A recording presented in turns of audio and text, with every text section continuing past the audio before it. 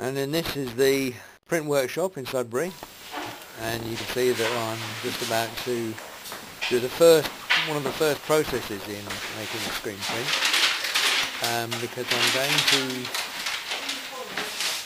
paint on a stencil. I'm going to use the silk screen which is propped up against the wall there, and I'm now going to paint directly onto the screen with a special medium which will block out the ink, and I'm painting a stencil onto the screen which corresponds to the stencil that I just held up, which was in the form of a drawing. So the drawing is now being transferred to the screen with this opaque medium which will ink from going through in the parts where I've actually painted it. And then the second bit of this, I'm actually taking the first part of the image, the part that has been printed, like the first, I think I printed a blue there, and the stencil that I've just made, I've printed onto transparent paper, and I'm just checking that the stencil that I've made onto transparent paper, and tracing paper, fit the first printed image that I've made, so that the two do actually go together. And that's a very important part of getting the registration right. And then here I'm about to, it's a different print. This is the print I'm going to print over the top of.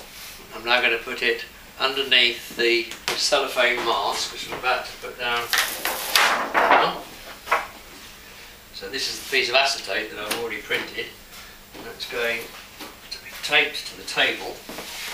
And then I'm putting my print that I want to be printed over underneath the acetate. And then the next bit is very carefully registering the print with the acetate print that I've already got. So that's got to be lined up in the place like that. Make sure it goes corner to corner, which you know it does.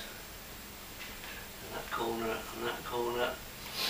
And then I'm going to take off the acetate, just fold it back to that side.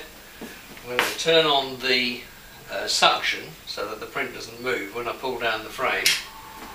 Pull down the frame. I'm now going to print the image that I want, putting the squeegee down.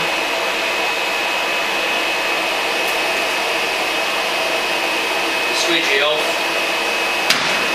turn off the suction, and lift up the printing frame, check that it's all registered and everything, and that's the colour that I printed over the top of. And that can now go onto the drying rack, ready for the second one.